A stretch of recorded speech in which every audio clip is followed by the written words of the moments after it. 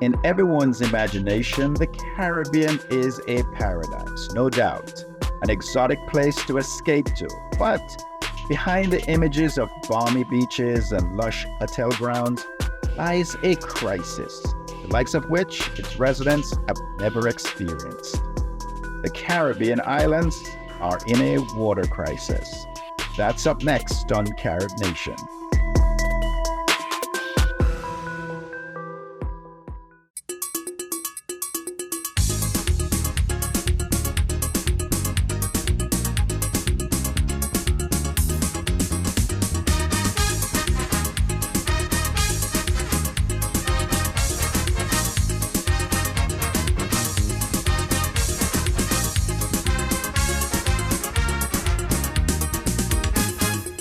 Hello and welcome to Carib Nation. I'm Larry Sinders.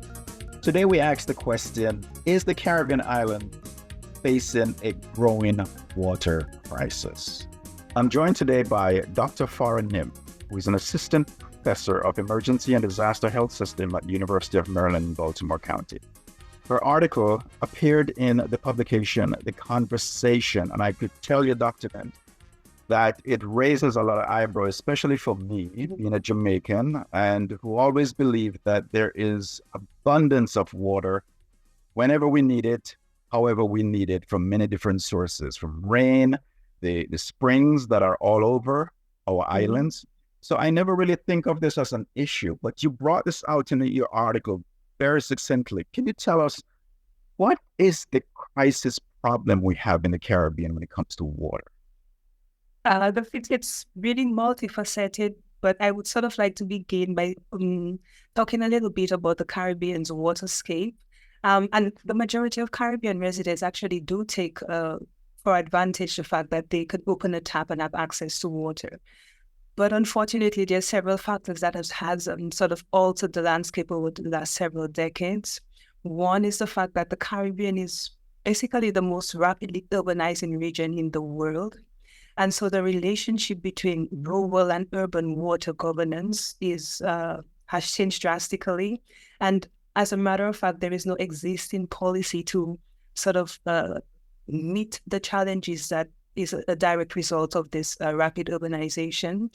We also have the fact that there is climate variability. So the majority of the Caribbean relies on rainfall for both surface and groundwater. Unfortunately, the Caribbean has been experiencing increased instances of drought. And then the rate of recharge of our groundwater is not sustainable, meaning that the groundwater is not being recharged at sufficient to replenish the rate at which water is being extracted from it. And so in countries like Barbados, for example, they are already at a water deficit. And then for the few Caribbean islands that rely on desalination, that is an issue not just with the governance and the age of the system and so on, for example, in the U.S. Virgin Islands, but also sargassum the influx of sargassum is a growing issue, as well as desalination, as well as the salt intrusion into the water systems itself. So, for example, in the U.S. Virgin Islands, in Virgin Gorda, and several other Caribbean countries, we have had reported instances of an odorous scent coming from tap water as a direct result of the sargassum entering desalination plants and various water systems. And so that is a growing problem as well.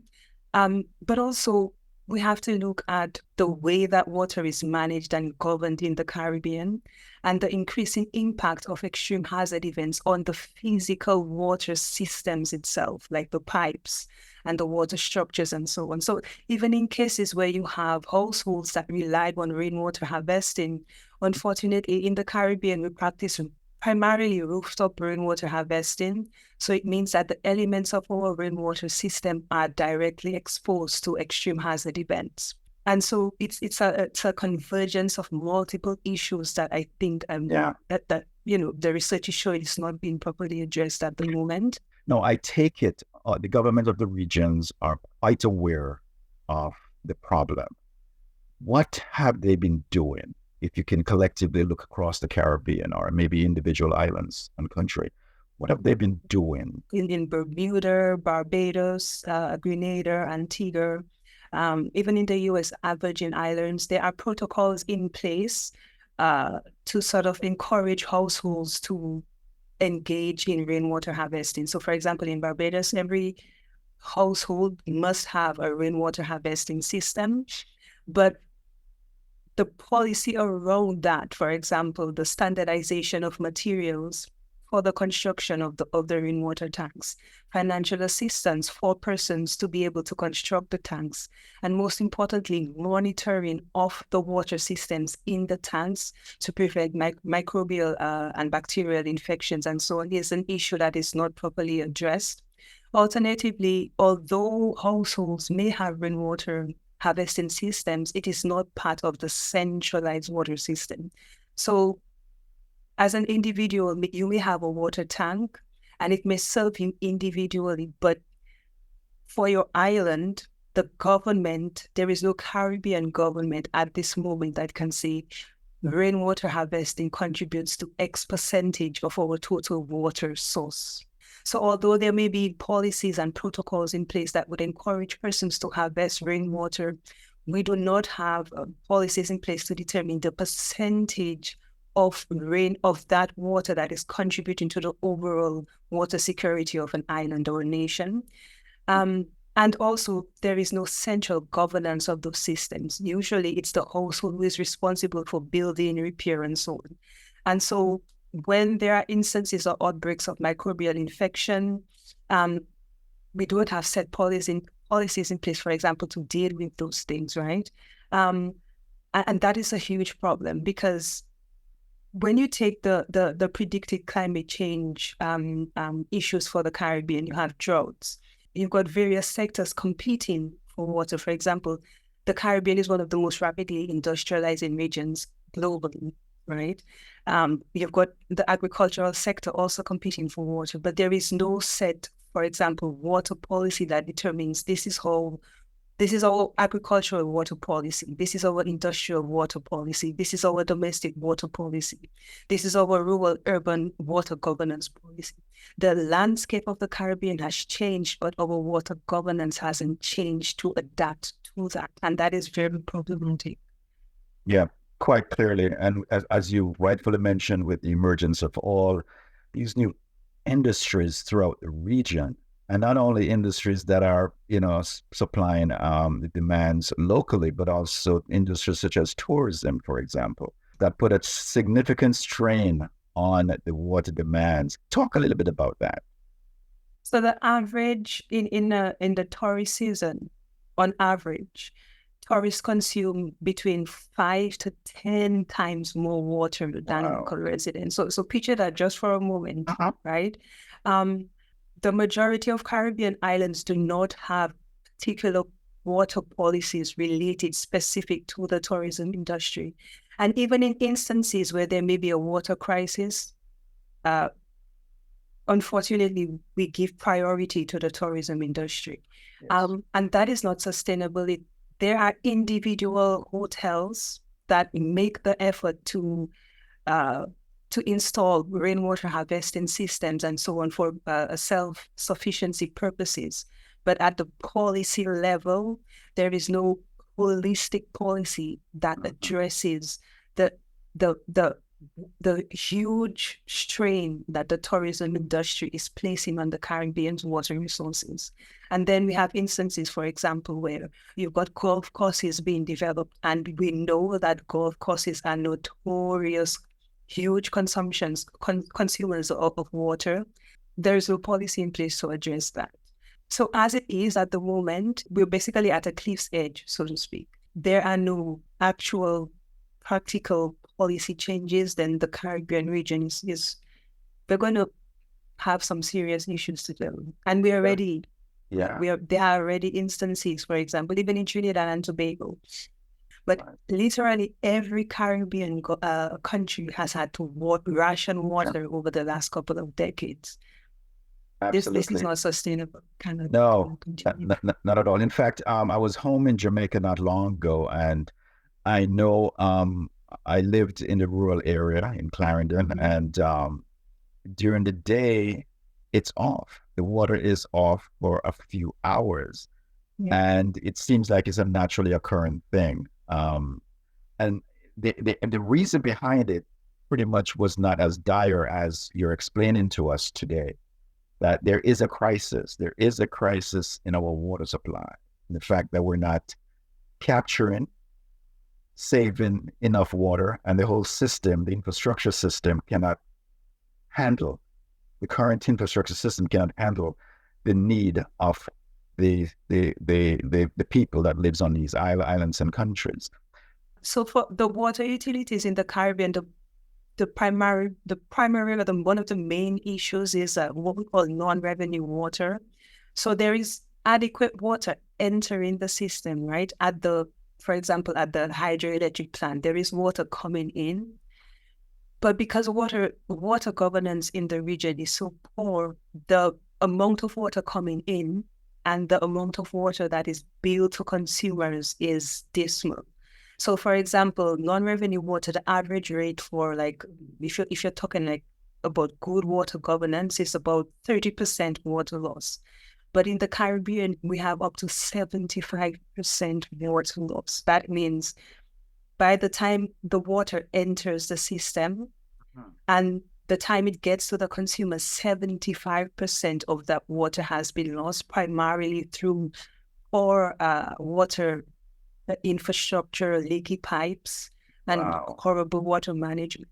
So that's a huge. That's an eye opener, because you said up to 70%. 75%. 75% is lost. In the region is between 46 to 75%. You're talking about non-revenue water. So that's just water that's been lost because there are leaky pipes. Or the pipes have been laid in an area where, for example, it's exposed to frequent flooding, or it's in an unstable area. So there's frequent breakage or damage to that pipe.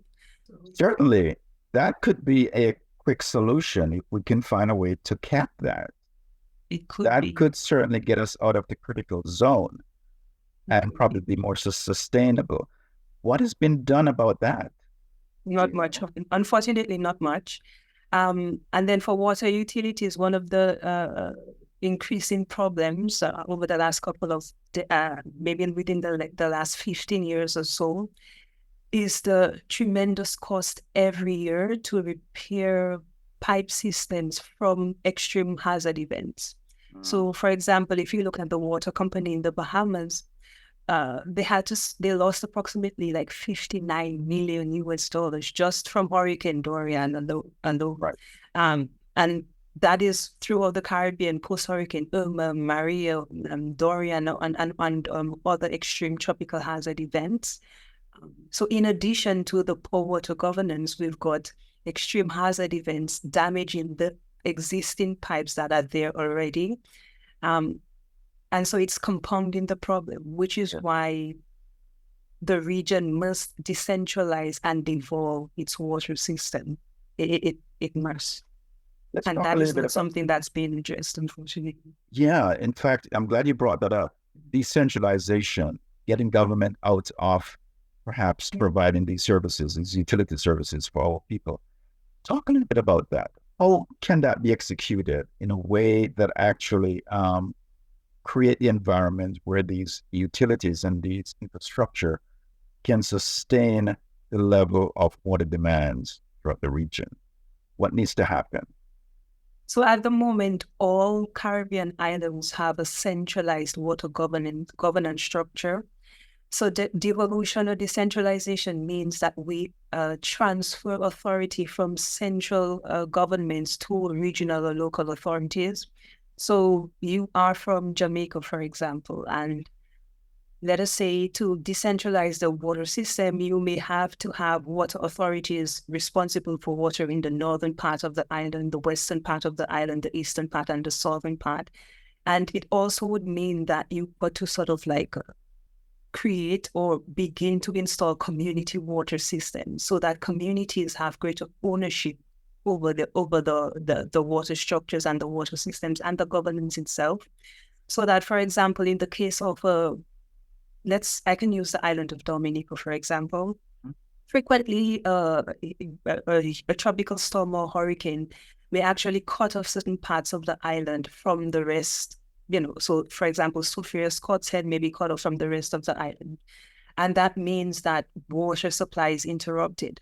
But if you've got a devolved or a decentralized system that supplies just this particular part of the island, even though the water is cut off from the central system, the residents of the southern part of the island would still have access to water because it's decentralized, meaning that whatever happens in another part of the island doesn't directly affect that particular section. So it gives greater adaptability and flexibility to the overall water governance structure and greater water security for the residents itself. So, for example, if you are in the parish of St. Catherine, and there is an issue with the central water system in Kingston, you will not be affected if your system is decentralized, because it means that there is water supply in your particular region. So whatever happens in the southern part of Jamaica, for example, in the northern part of Jamaica, may not necessarily influence another region or another locality. And that would probably be one of the quickest ways to sort of begin to solve some of the issues that we're experiencing. We must evolve the system. We must give authority to regional bodies so that they can have responsibility for water. Well, one of the things that certainly the world is going through, and Caribbean is no indifferent to this, is the climate change that's taken place. And certainly, as you mentioned earlier, that plays a huge part in weakening the infrastructure for one, and lessening the supply, secondly. Now, the Caribbean is part of the global thrust to hopefully combat climate change. But are we doing enough when it comes to the aspect of securing drinkable water for our people? Absolutely not. And I think I would encourage anyone watching this program to sort of just look at the news in the Caribbean just for this year alone, and look at the bulletins that have been put out with regards to water and the instances where residents of communities all across the region are left without water. And whilst climate change is a major issue, and we do recognize that the Caribbean region is being impacted by it, and our role in carbon emissions and so on is insignificant in comparison to the rest of the world. In reality, the best way really that we can begin to tackle this is to put policies in place, or a regional policy for a hybrid water system, meaning we take advantage of our centuries-old practice of rainwater harvesting, and we combine that with centralized water, so that in instances where the centralized water system has been damaged and water cannot be supplied to residents throughout the island, you've got a backup system, which is your rainwater harvesting system, which is managed by a regional or a centralized water authority, not just an individual household, right? So these are some of the things that we need to begin looking at. We also need to begin to look at how we use grey water, because in the Caribbean, potable water is used for everything. Yeah, we use potable water for washing cars, for industry, for water in our gardens and so on. We need to begin to diversify, I would say, our water sources. So can we use grey water for non-potable purposes, so that we save the potable water for domestic purposes, for public health purposes, for the uses that it is actually needed for? That way we can diversify the sources of water that we have access to, so that if something should happen to our centralized system or our main municipal supply, there are backup systems in place, so that residents and hospitals and clinics and farmers, etc., won't have to go through these periods where they actually do not have water. That is not good for public health. It's not good for the economy, etc. So we've got to look at our water, not just as water coming out from our main plants, and water coming out through the municipal supply. But we also need to recognize that there is gray water, that there is rainwater harvesting that we can utilize as part of the overall water supply, so that when one source is interrupted or there is a hindrance or something happening to that particular municipal supply, we have backup systems in place. So there is always water, even though the water may not be coming from the municipal or the the government pipes, so to speak. Let's put some definition on what you call gray water, part of the water. Now, how do we collect gray water? Is that the rainwater that comes in? So gray water would be, for example, the water that you use after you've taken a shower, the water that is left from that, or after you've washed your dishes, for example, in your sink, the water that is left from that. So gray water is water that has been used, but it is not so contaminated that you can't reuse it. You could go through some basic filtering purposes and then repurpose that water for non-potable uses. And there are, for example, in several countries across the world, it's simply a matter of restructuring your piping of the house to accommodate that. And that is the same for rainwater as well. Putting in piping systems so that in a house, you've got like a dual water use coming through a particular pipe. So you've got the municipal access to water, but you've got the rain water access as well. And then you would also have a separate pipe for you to utilize your potable water. So for example, you could use, your gray water, you could use your gray water for washing your car. You could use it for your water in your backyard garden, for example. So that would place less stress on your potable water supply. Thanks for because we don't need clean water for all of the purposes. We don't. That's true. And of course, the current infrastructure doesn't have a way of capturing those green water. And we don't have the systems in place for that. Exactly. Makes a lot of sense. And could certainly alleviate the stress on the system as we have it right now. Absolutely. There was one thing that some islands in the Caribbean, and I know, for example, Curacao, in order for them to have potable water, they do a desalination process using seawater, converting it into drinkable water. Could this be a solution down the road if the crisis get to be overbearing? Absolutely. But then again, cost is another factor involved.